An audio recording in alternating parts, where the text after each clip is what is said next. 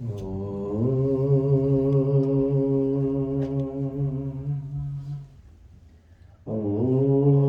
Apo Bhadra Kritam Ida Asam Agni Shoma Viprati Apataha Tivra Rasaha Madhu Pricham Arangamaha Ama Pranena Saha Varjasagamat. We pray. May the full vital energies of the waters, the oxygen, may they be sweet like honey for us in this life. My brothers, sisters, fathers, all children of one God, Namaste. Namaste. Today I'd like to talk about the wake we leave behind us, or the waves we leave behind us. One beautiful summer evening, my wife Dee and my son Avinash and his wife Devi, we went to Northport Harbor.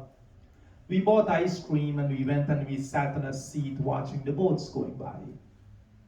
And as each boat passed by, they weren't going very fast, but they left behind them these waves that we call a wake, right? These waves which is generated from the boats passing by in the water. In your mind's eye, let's imagine for a moment that this big powerful boat is passing through the water. And it leaves behind it, we've seen it in movies, we see it on TV, we've seen it in real life, these giant waves behind it. It leaves all this turbulence that spreads out behind it.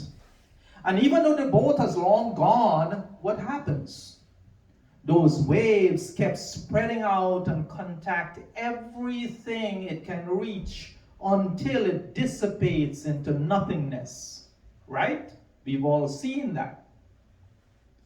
Now, I challenge each one of you to look at life like this.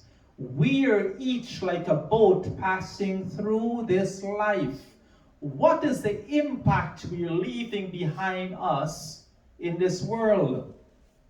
How do we affect all of those in our own lives? We leave behind us wakes and waves which spreads long after we've gone. Are they waves of peace and love? Or are they waves of hate and gossip and nastiness? It is very important that we look at life in this way. Because this wake, these waves I'm talking about, compromises almost everything that we do, every word which we verbalize. It begins from where we think. It comprises of the words we say and how we say those words. Do we say them in hurtful ways or loving ways? They consist of the sweet words we say, the kindness we show, the love we give, the sympathy we show, the affection we display, the tolerance and patience which we show and give to others, the good feelings we propagate, and the smiles we share. It consists of all of that. That is what we leave behind us. But it also consists of the anger and the negativity, the destructive gossip we engage in, the hate and the dislike we also help to generate. Isn't that so? It is the beautiful Facebook posts we make, yes, or the hateful messages we leave. It is the way, the emojis we leave, the way we respond to others' posts, the things we share, the way we talk to others that are thousands of miles away from us creates those waves too. It is the kind of energy which comes from us and washes over everything else, just like the wave that the boat left behind. It consists of all the discussions we've had, the way we live our lives, the examples we set in our lives, and the things we choose to teach. And it affects people in different ways behind us. We all know that. There's some that are weak, not so strong mentally, that might be hurt over words we say when we do not mean to say those words. We do things, we say things, we create these destructive ways in our own lives. Imagine how nice it would be to know that everyone we touch, everyone we meet, everyone we talk to, we smile at, we simply look at, that cordial glance across the room leaves people feeling peaceful even just for that moment. How nice would that be if we become personalities like that? You see, the boat affected different things, large and small things in its wake. If a small animal was in the water, trying to stay afloat and get caught in the wake of the boat, it may sink and drown. Do we do that to people? If it's a small canoe caught in the waves of a big boat, it can overturn and sink.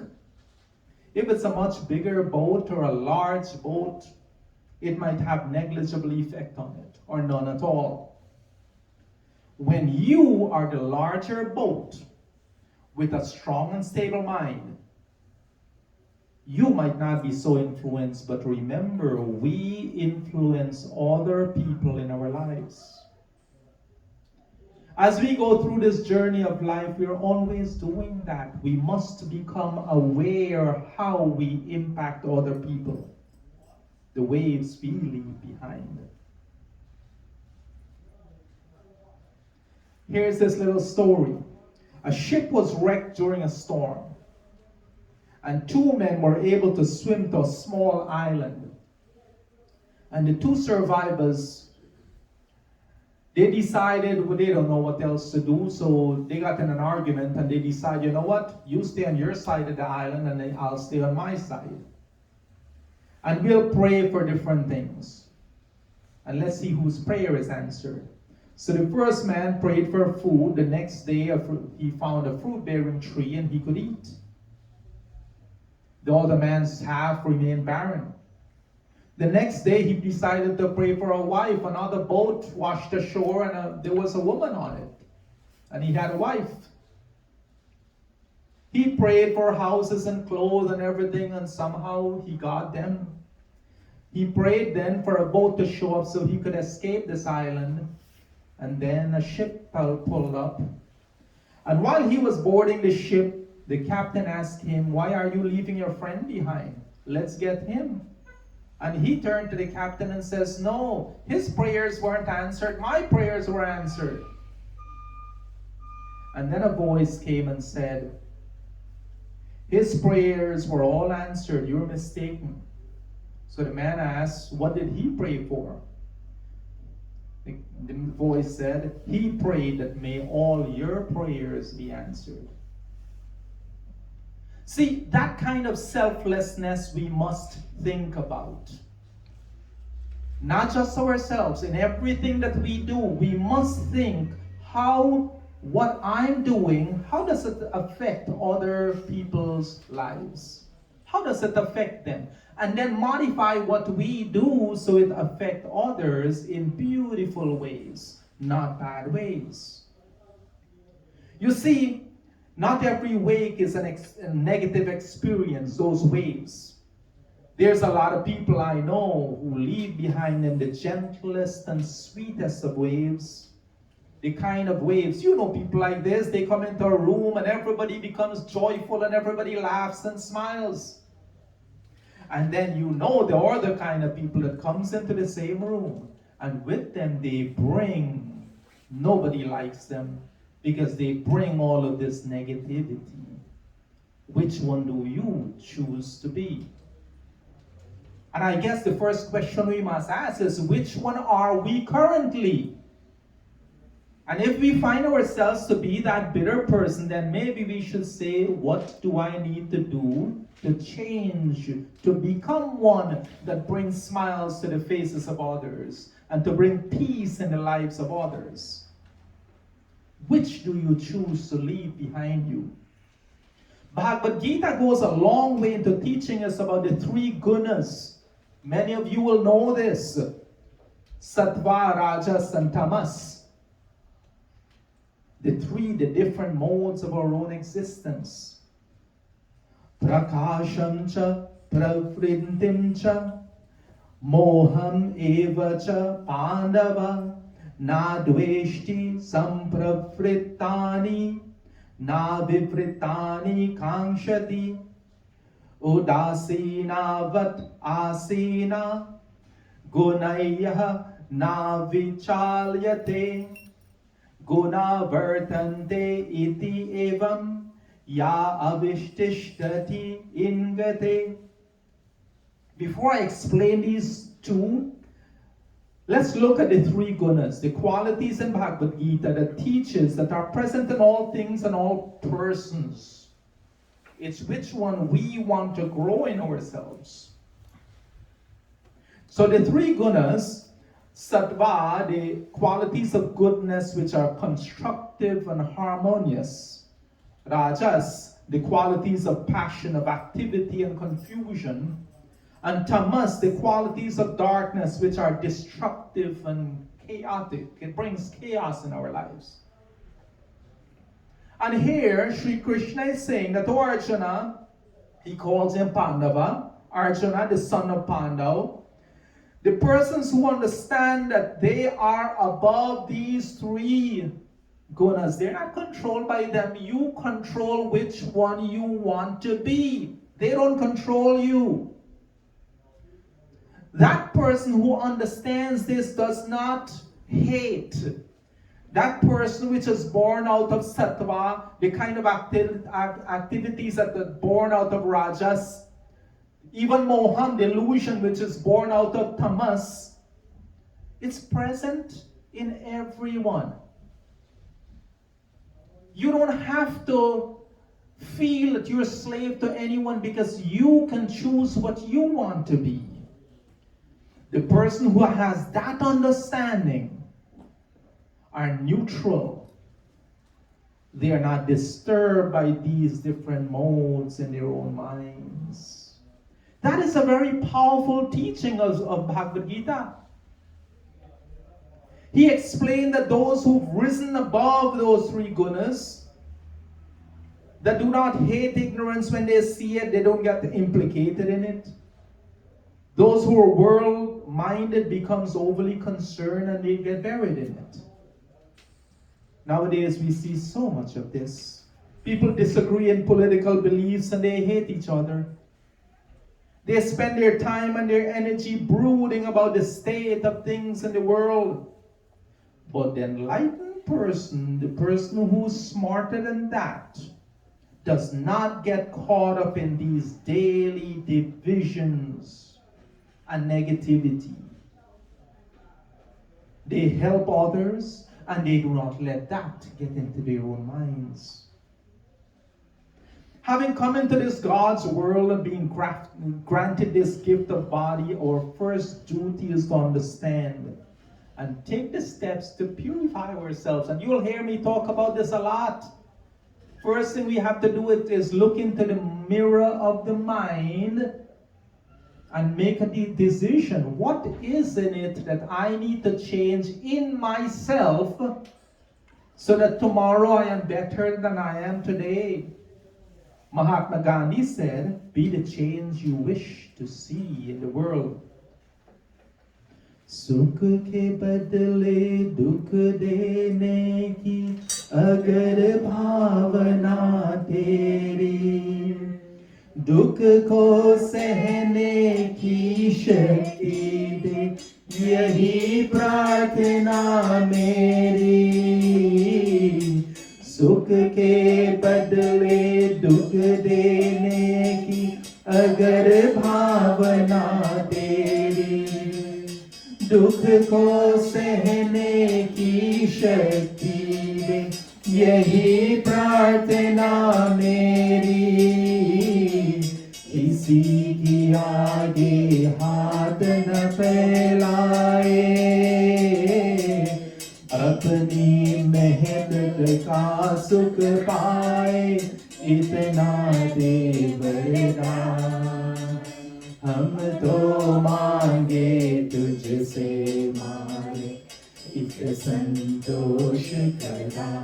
Oh Lord, if your intent is to give me pain in the place of joy, then give me the ability to endure it, to understand it, so I do not see the need to beg of anything from anyone else. Let me enjoy what I have deserved in this life. Grant me blessings, O God. Grant us the ability which dwells within. It's already there. What we're asking for is the ability to bring that and rise it above everything else in our minds. The problem is many of us fail to realize that God has already granted us that inner strength. So what do? We cry out in weakness, believing that we are weak.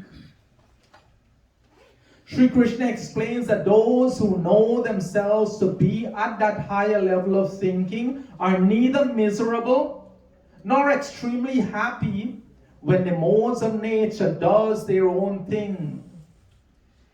In fact, when they perceive these gunas in their mind, they do not feel disturbed. They do not get attached. They do not react.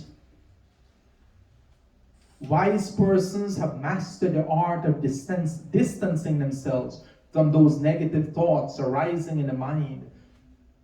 You see, even happy people, enlightened people, yes, sometimes those thoughts of dislike, something comes up, oh, I don't like that. But then when they realize that, yes, that's a thought of dislike, they are aware of it and they let it go. They do not get caught up in it. So we must first recognize we already have that strength to separate our thoughts and to identify what we need to work on to make ourselves better. So how do you choose to look at life? How do you choose to live your life? These are your decisions. No one outside can determine that. You can determine that. You see, each one of us see and we experience the same thing differently, depending on how we look at it, depending on our level of thinking. And I'll leave this little story with you, and this is a very, very powerful story. Long ago in a faraway village, there was a place with a house of 1,000 mirrors. A small little happy dog passed by, saw the open door, and he ran inside. He bounced up the steps. He looked through the doorway, lifted his tail high, his ears high, tail wagging. To his great surprise, he found 1,000 other dogs looking back at him, happy dogs. He smiled a great smile and was answered with 1,000 great smiles. And he left the house thinking, this is a wonderful place. I shall come back and visit often. Later that day, in the same small village, another dog, not as happy, grumpy dog, passes by. And he climbed, he saw the open door and he came in. Hung his head low, looked around the corner, and what did he see? He saw 1,000 other unfriendly dogs staring back at him. He growled at them and 1,000 dogs growled back at him. And he ran away thinking, oh, this is a horrible place. I will never come back here again. Isn't this how many of us look at situations in our lives? It's how we choose to see situations in our lives. The choice is ours. My fellow souls, each one of us must develop the awareness that we understand, that we are fully cognizant that we indeed have that power within us to influence people around us and situations around us, and to change it into something that we want to be. We can change any situation to become better situations. The power, we already have that within.